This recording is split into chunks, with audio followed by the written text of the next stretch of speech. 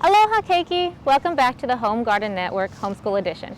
Auntie T is back with another lesson, and today we're going to talk about preparing your garden space. Are you ready?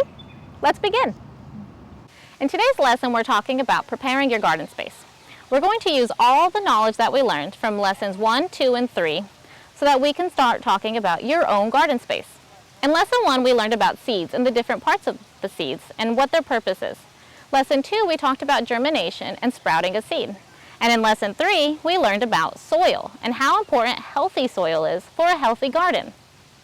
And one of the things that you want to do when you're preparing your garden space is you need to know how much sunlight you're getting.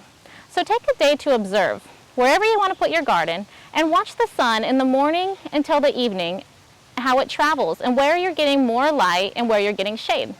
If you're growing vegetables, you're going to want at least 6 hours of sunlight. But you also want to have some shade so that your plants don't get too hot and burn. It's important to know that everyone's garden is going to look a little bit different, and this is going to be based off where you live, your sunlight, and what your family wants to grow.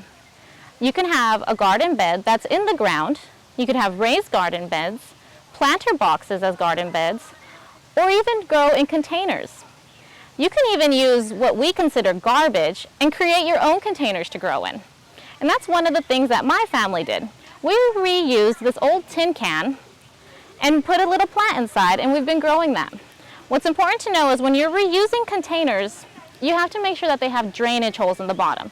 So take a thumbtack or a nail and make a hole in the bottom so that the water will drain out. Otherwise, your plant roots can get moldy. That's something that you'll be working on in this week's hands-on. Another example of reusing garbage is this old milk carton. All we did was poke holes in the bottom so the water can drain, cut off the top, and filled it with seeds and plants. Another unique option would be these plant bags. They're very lightweight and you can fill them directly with soil. They're also very easy to move because they have these handles. So good luck finding your garden space, and thank you for joining the Home Garden Network Homeschool Edition. Aloha!